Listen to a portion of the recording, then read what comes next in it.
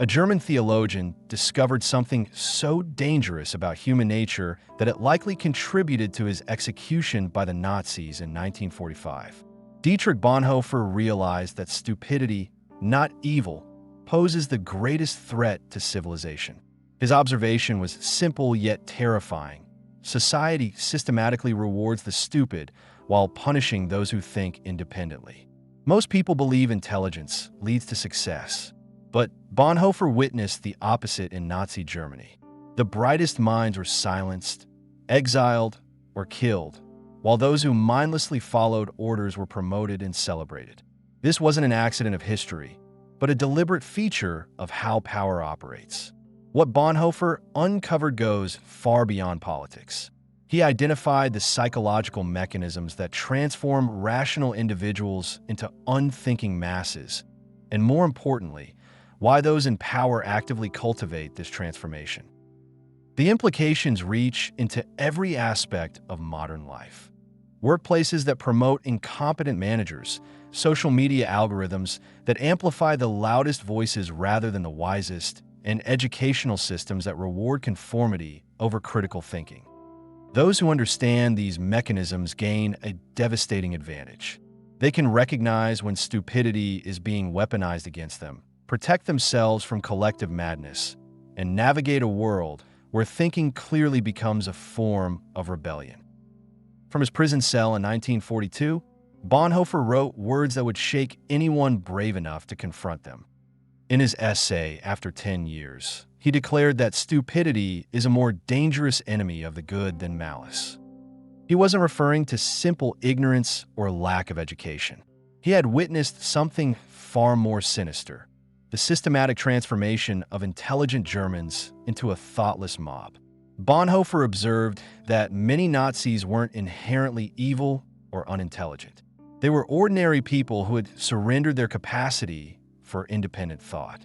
Against stupidity, he wrote, "We are defenseless.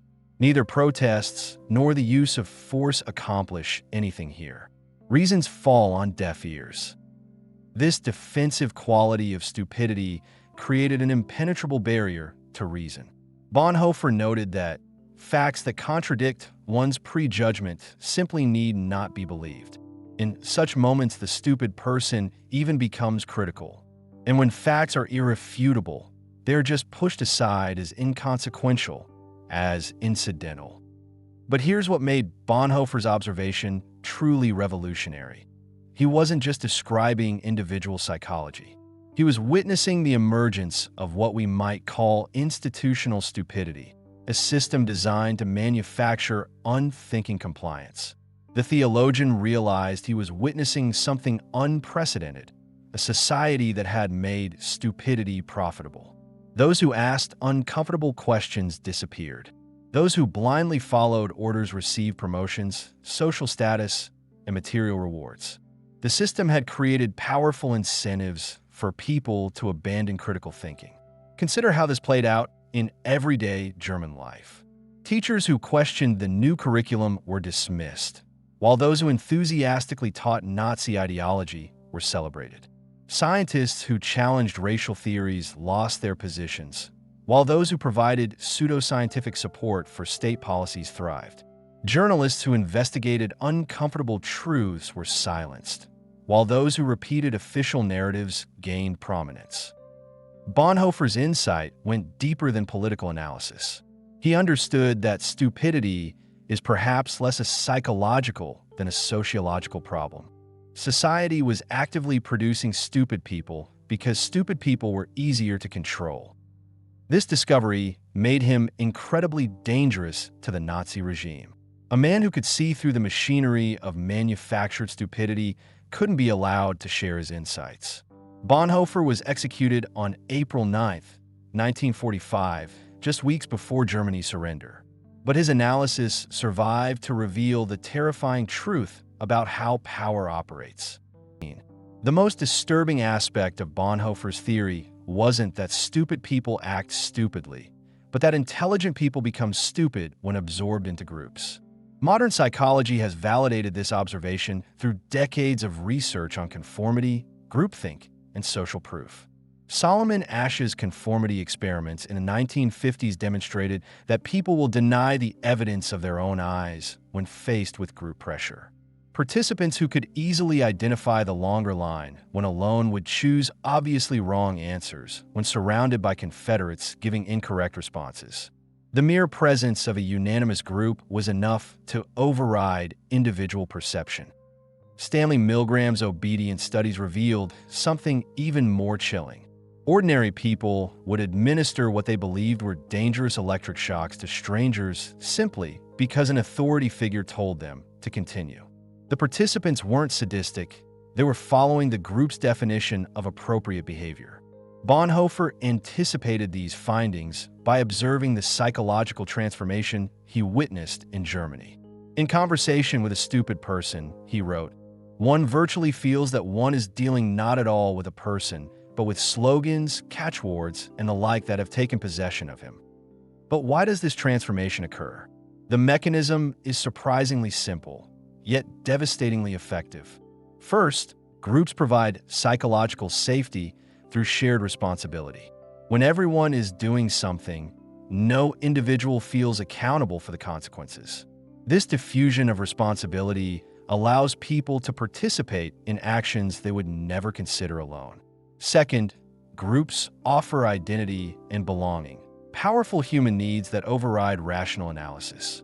The desire to remain part of the group becomes stronger than the desire to be right. People begin filtering information not for accuracy, but for group compatibility. Third, groups create what psychologists call informational cascades. When people see others making certain choices, they assume those others have information they lack. This leads to rapid convergence on shared beliefs, even when those beliefs are completely wrong. Consider how this played out in corporate America during the 2008 financial crisis. Intelligent bankers and analysts convinced themselves that housing prices could only go up, not because the data supported this conclusion, but because everyone in their professional circles believed it. Those who questioned the consensus were marginalized or ignored. Social media has weaponized these tendencies on an unprecedented scale. Algorithms create echo chambers that simulate group consensus while actually isolating individuals. People mistake the appearance of widespread agreement for truth, surrendering their judgment to artificial crowds. The most intelligent people often fall hardest because they're used to being right.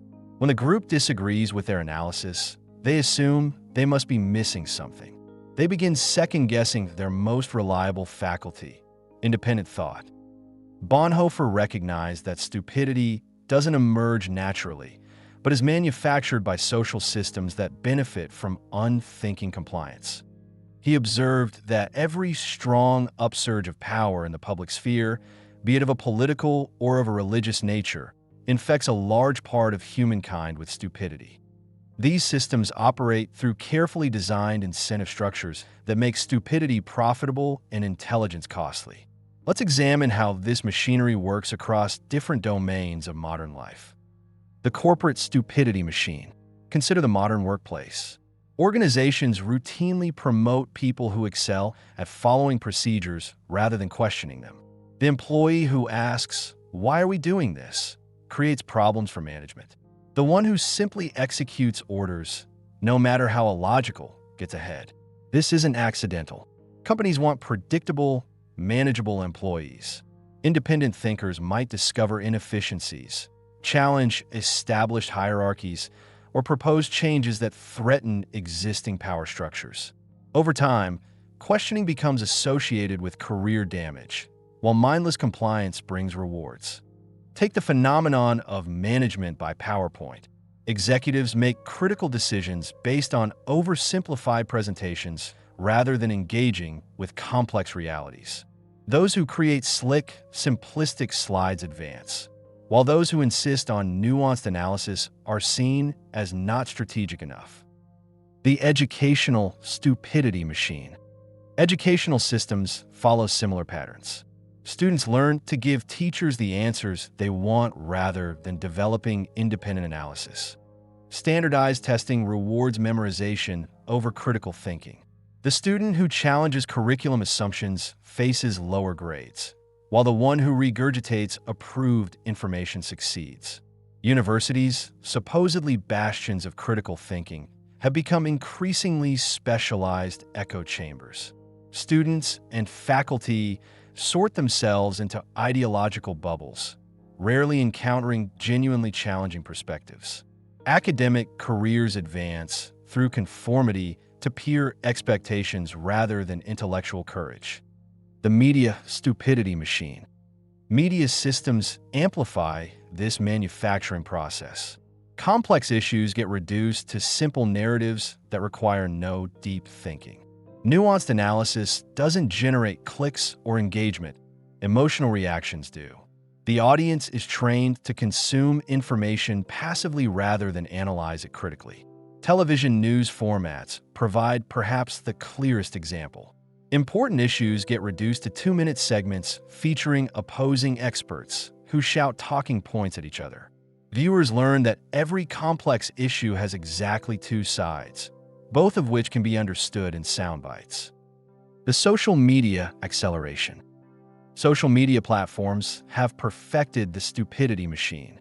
Algorithms reward posts that generate immediate emotional responses rather than thoughtful consideration. The person who shares a nuanced, well-researched analysis gets ignored. The one who posts an inflammatory oversimplification goes viral. These platforms don't just reflect existing stupidity, they actively cultivate it. Features like infinite scroll and push notifications create addiction-like behaviors that prevent sustained, focused thinking. The constant stream of bite-sized information fragments attention spans and makes deep analysis increasingly difficult. The political completion. Political systems complete the cycle. Voters who demand simple solutions to complex problems get politicians who provide them. Candidates who acknowledge complexity and trade-offs lose to those who promise easy answers. The system selects for leaders who either think simplistically themselves or are willing to pretend they do. Campaign finance structures ensure that those with money, often those who benefit from public stupidity, have disproportionate influence over political messaging. Complex policy proposals get reduced to slogans, and voters learn to choose based on tribal affiliation rather than careful analysis. Bonhoeffer noted this crucial dynamic. The power of the one needs the stupidity of the other. The manufactured stupidity serves power by creating predictable, manageable populations. Stupid people don't ask inconvenient questions, challenge authority, or demand accountability. The relationship between power and stupidity isn't accidental, it's symbiotic. Those who hold power actively cultivate stupidity in others because intelligent populations threaten authority, while stupid ones sustain it. Bonhoeffer witnessed this dynamic in its most extreme form, but the pattern operates across all power structures. Understanding this relationship is crucial for anyone who wants to maintain intellectual independence. Why power fears intelligence. Intelligent people ask inconvenient questions. Why should we trust you? How do you know this is true? What evidence supports this claim? Who benefits from this arrangement? These questions threaten established power structures by forcing justification and accountability. Stupid people, by contrast, accept authority without question. They find comfort in surrendering decision-making to others and actually resist information that would force them to think independently. They become what Bonhoeffer called willing tools of power. Historical examples abound. The Roman Empire's bread and circuses kept populations entertained and fed while stripping them of political engagement. Citizens became passive consumers of spectacle rather than active participants in governance. Medieval churches promoted faith over reason, ensuring believers wouldn't question religious authority. The very act of independent inquiry was branded as heretical, creating a population that accepted church doctrine without investigation. Modern consumer culture encourages people to define themselves through purchases rather than developing independent identity.